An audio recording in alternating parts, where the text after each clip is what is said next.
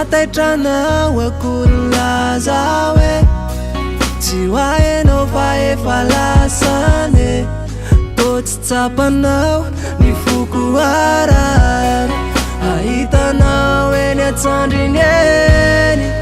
de vitanao ny nanadino lay ferantsika tô tsy mampino hoe zary nofosisy reo zavatra mba vitantsika roa de vitanao ny nanadino lay ferantsika tô tsy mampino tsy afaka hitazonao na de mbola ty tsara tsodrano zako tsy tananao mandehana raha zay ny tinao fa tsy mampanino nay na de mavesatrasy miaratino ny visinao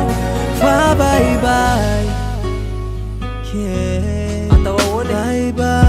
manao velomandringa masisany azoko atao atsy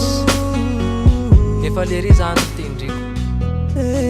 ako tsy afaky ny aninona fa ekeko hoe mety ho sarotra amiko ny anatino anao ianao zay ndraisiko tananakavanako tsy anaritoky anefa ho fitady asolo anao any angamba mety ahita sambaranao ataoko ampiaino vitatrizay zaho tsy anozina vaza maray fa ny antsika rongamba efa tsy anjara miarady ataoko ampiaino vitatrizay zaho tsy anozina vaza maray fa ny antsika rongamba efa tsy anjara fa tsara tsodrano zako tsy tananao mandehana raha zay ny tinao fa tsy mampanino nay na de mavesatrasy miaratino ny visinao fa baibay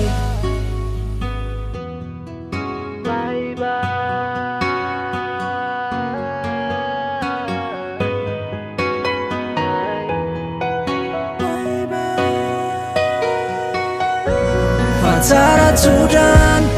zako tsy tananao mandehana raha zay ny tinao fa tsy mampanino nay na de mavesatrasy miarady